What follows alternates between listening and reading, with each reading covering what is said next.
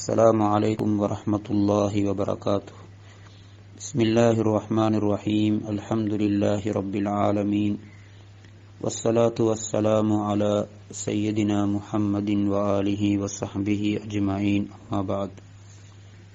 ரசூலுல்லாஹி ஸல்லல்லாஹு அலைஹி வஸல்லம் அவர்களை பற்றிய தொடர் உரையின் 23வது பதிவு. நபி ஸல்லல்லாஹு அலைஹி வஸல்லம் தன்னுடைய அழைப்பு பணியை தன்னுடைய குடும்பத்தை கொண்டு ஆரம்பிக்கிறார்கள். வஅன்சிர் அஷீரத்தகல் அக்ரபீன் என்ற அல்லாஹுடைய கட்டளையின்படி நெருங்கிய உறவுகளுக்கு அச்சமூட்டி எச்சரிக்கை செய்யுங்கள் என்ற அந்த வசனத்தை நடைமுறைப்படுத்தும் முகமாக பகிரங்க அழைப்பை ஆரம்பிக்கிறார்கள் தன்னுடைய குடும்பத்தை கொண்டு. இது இப்பொழுது கொஞ்சம் கொஞ்சமாக இந்த ரசூலுடைய வருகையும் அவர்களுடைய நபித்துவத்தினுடைய செய்திகளும் அரபியர்களுக்கிடையிலே பரவ ஆரம்பிக்கிறது. அது கொஞ்சம் கொஞ்சமாக ஒவ்வொரு வீடுகளுக்குள்ளும் ஒவ்வொரு நபர்களுக்குள்ளும் நுழைகிறது.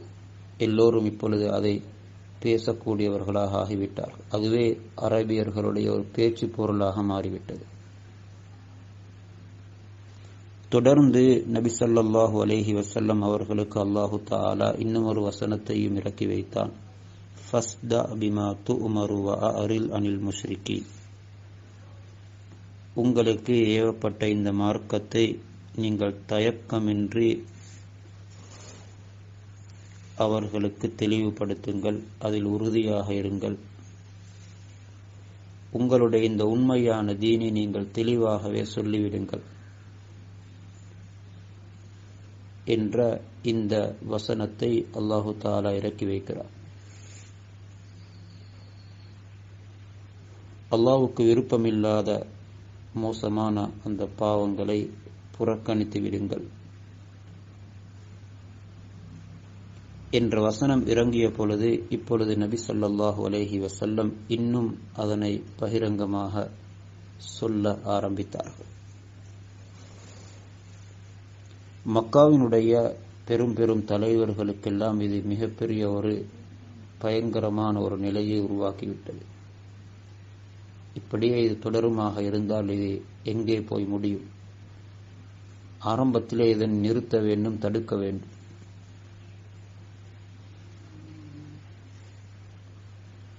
அவர்கள் முதல் கட்டமாக முடிவெடுத்து முக்கியமானவர்கள் சிலர் அபூ தாலிபிடம் வருகிறார். ஏனென்றால் அபூ தாலிபுடைய பொறுப்பிலே அவர்கள் இருக்கிறார்கள், அபூ தாலிபுடைய அரவணைப்பிலே இருக்கிறார்கள். அபூ தாலிபிடத்திலே வந்து அவர்கள் சொல்லுகிறார்கள்,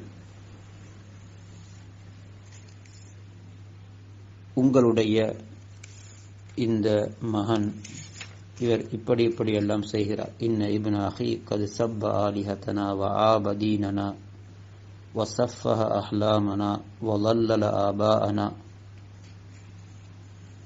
உங்களுடைய சகோதரரின் மகன் எங்களுடைய தெய்வங்களை எல்லாம் ஏசுகிறார், குறை பேசுகிறார் எங்களுடைய மார்க்கத்துக்கு.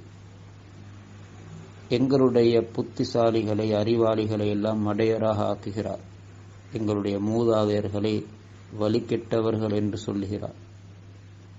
நீங்களே அவரை நிறுத்துங்கள் அல்லது அவரை விட்டுவிடுங்கள், நாங்கள் பார்த்துக் கொள்கிறோம். இம்மா அன் தகுஃபஹு அன்னா வ இம்மா அன் துஹல்லிய பைனனா வ பைனஹு.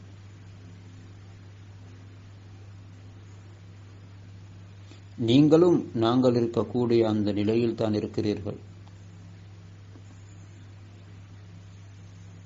எனவே அவர்களை எங்களுடைய பொறுப்பில் தந்துவிடுங்கள், நாங்கள் பார்த்துக் கொள்கிறோம், அல்லது நீங்களே அவரை நிறுத்துங்கள். அபூ தாலிப் அவர்களுடன் மிருதுவான சில விடயங்களை பேசி அழகான பதிலை சொல்லி அவர்கள் திரும்பி சென்று விட்டார்கள். நபி ஸல்லல்லாஹு அலைஹி வஸல்லம் தன்னுடைய நிலையிலே உறுதியாக இருந்து அல்லாஹுடைய தீனை பகிரங்கமாக சொல்லும் விடயத்திலே மிகவும் மும்முரமாக ஈடுபடுகிறார்கள். இது ஆரம்ப கட்டம். அடுத்த கட்டமாக மிக முக்கியமான ஒரு மசூரா ஆலோசனை கூட்டம் நடைபெறுகிறது.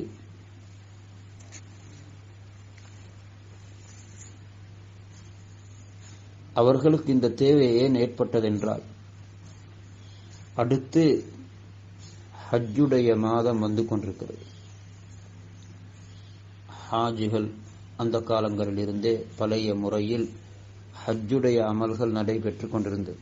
ஹஜ்ஜுடைய காலம் என்பது அது ஒரு பிரபலியமான எல்லா பகுதிகளிலிருந்து மக்கள் ஒன்று சேரக்கூடிய ஒன்றாக அந்த காலங்களிலிருந்தே இருந்து வந்தது.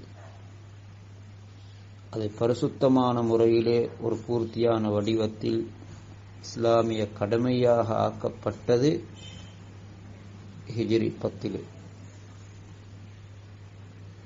அதற்கு முன்னாலும் ஹஜ்ஜுடைய அமல் அது ஹதரத் ஆதம் அலைஹிஸ்ஸலாம் அவர்களிலிருந்தே நபிமார்களுடைய காலங்களிலிருந்தே தொடர்ந்து வரக்கூடிய அமல். அந்த அமல் ஏதோ ஒரு வடிவத்தில் நடந்து கொண்டுதான் இருந்தது. இவர்களுக்குரிய பெரிய ஒரு பிரச்சனை இப்பொழுது, இந்த காலங்களில் இவர்கள் போய் இந்த தீனை வரக்கூடிய பல மக்களிடம் சொல்லும் பொழுது, அது பேசப்படும் பொழுது, இன்னும் வேகமாக இந்த தீன் இந்த மார்க்கம் பரவுமே, இதை தடுத்து நிறுத்த வேண்டும். இதற்கு என்ன செய்யலாம்? இவரை மக்கள் ஒரேயடியாக புறக்கணித்து விடுவதற்கு என்ன முறைகளை கையாளுவது?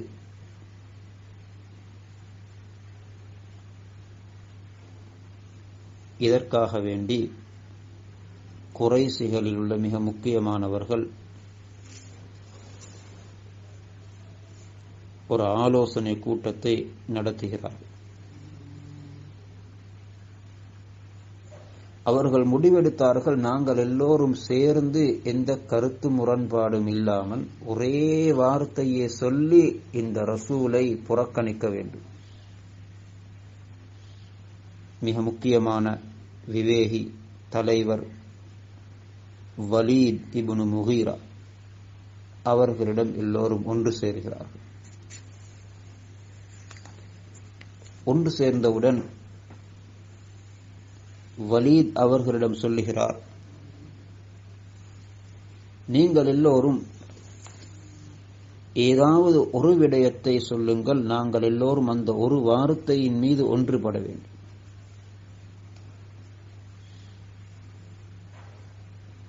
வலீத் இவர்களிடம் சொன்னார்கள், எல்லோரும் அபிப்பிராயம் சொல்லுங்கள்.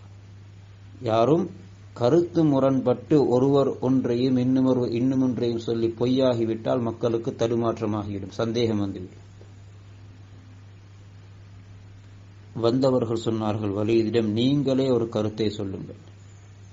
வலீத் சொன்னார், பல் அன்தும் ஃபகூலு அஸ்மாவு, நீங்கள் சொல்லுங்கள், நான் கேட்கிறேன். ஒருவர் சொன்னார், நாம் அவரை காஹின் சாஸ்திரக்காரர் என்று சொல்லுவோம்.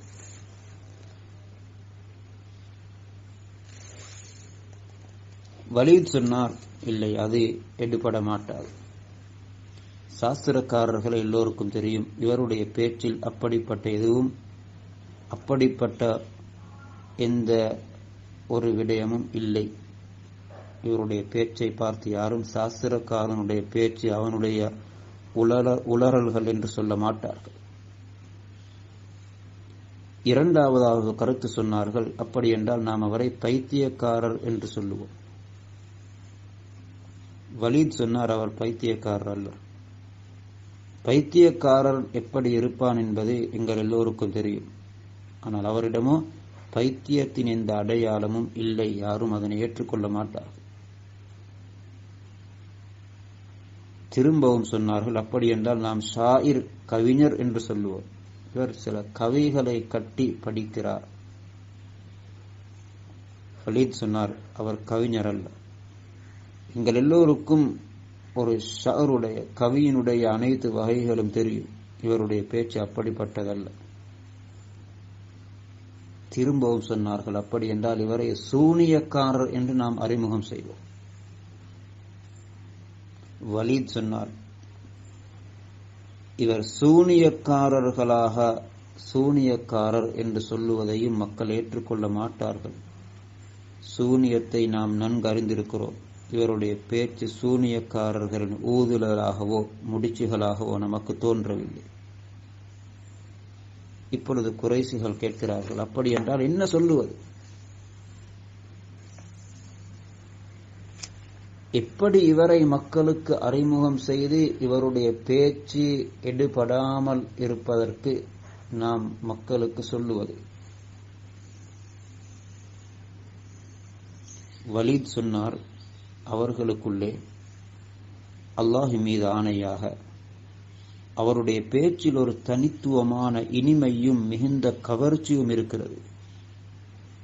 அதனுடைய ஆரம்பம் பல குலையாகவும் அதன் இறுதி பறிக்கப்பட்ட கனியாகவும் இருக்கிறது.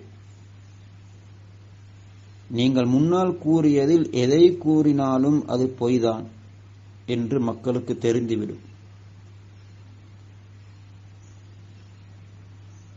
அதனால் நீங்கள் சொன்ன அபிப்பிராயங்களில் சூனியக்காரர் என்று கூறுவதுதான் பொருத்தமாக தெரிகிறது. அவர் ஒரு சூனியத்தை கொண்டு வந்து அதன் மூலம் தந்தைக்கும் மகனுக்கும் இடையில், கணவனுக்கும் மனைவிக்கும் இடையிலே, சகோதரர்கள் குடும்பங்கள் ஆகியோருக்கிடையிலே பிரிவினையை ஏற்படுத்தி விடுகிறார் என்று மக்களிடம் கூறிவிடுவோம். அது ஏற்றுக்கொள்ளப்படும். ஆரம்பம் இஸ்லாம் வேகமாக வளர்ந்து கொண்டிருக்கிறது. உலகத்தை நோக்கி அந்த வெளிச்சம் வந்து கொண்டிருக்கிறது. அந்த வெளிச்சத்தை அணைப்பதற்கு போடப்படக்கூடிய திட்டம்.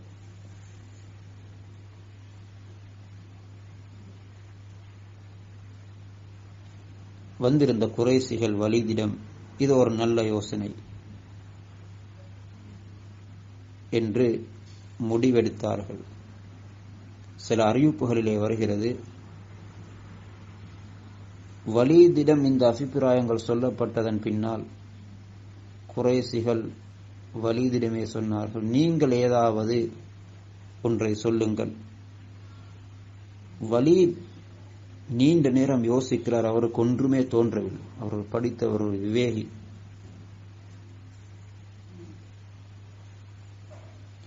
அவர் எனக்கு கொஞ்சம் சிந்திப்பதற்கு சந்தர்ப்பம் தாருங்கள் என்று கூறி மிக நீண்ட நேரம் யோசித்த பின் தான் இந்த கருத்தை கூறினார். குர்ஆன் வலீதின் இந்த செயல் சம்பந்தமாக சூரா முத்தஸிருடைய 11வது ஆயத்திலிருந்து 26வது வரையிலான வசனங்கள் இதை பேசுகிறது. அல்லாஹ் இந்த விடயத்தை குறித்து பேசி அவனை கேவலப்படுத்தி இருக்கிறார். இன்னஹு ஃபக்கர வகத்தர் ஃபகுதில கைஃப கத்தர் சும்ம குதில கைஃப கத்தர் சும்ம நலர் சும்ம அபஸ வபஸர் சும்ம அதுபர வஸ்தக்பர் ஃபகால இன் ஹாதா இல்லா சிஹ்ரு யுஸர் இன் ஹாதா இல்லா கௌலுல் பஷர் சஉஸ்லீஹி ஸகர் என்று அல்லாஹ் குர்ஆனிலே இந்த நிகழ்வை பற்றி பேசுகிறான். வலீதுடைய விடயத்தில் இறங்கிய 16 வசனங்கள்.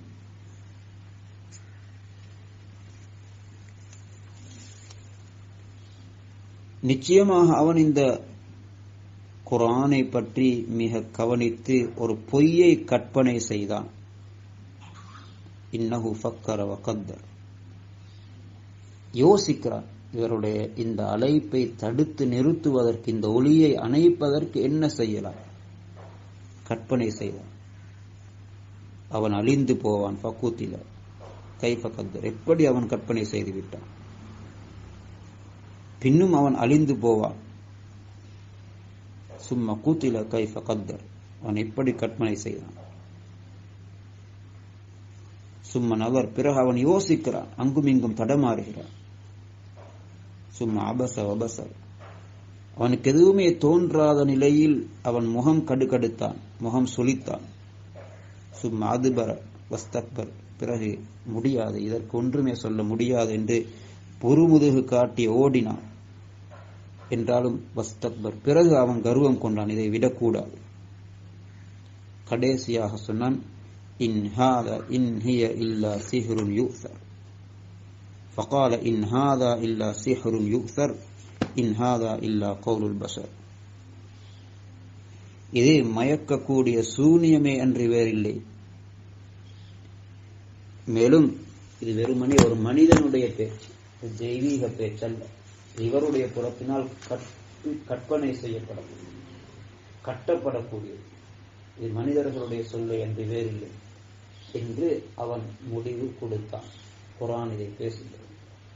அல்லாஹ் அவனுக்கு வழங்கக்கூடிய தண்டனையும் தொடர்ந்து பேசுகிறான். சவுஸ்லீஹி சகர், சகர் என்ற நரகத்தில் அவனை நுழைவிப்போம். இப்படி இவர்கள் திட்டமிட்டார்.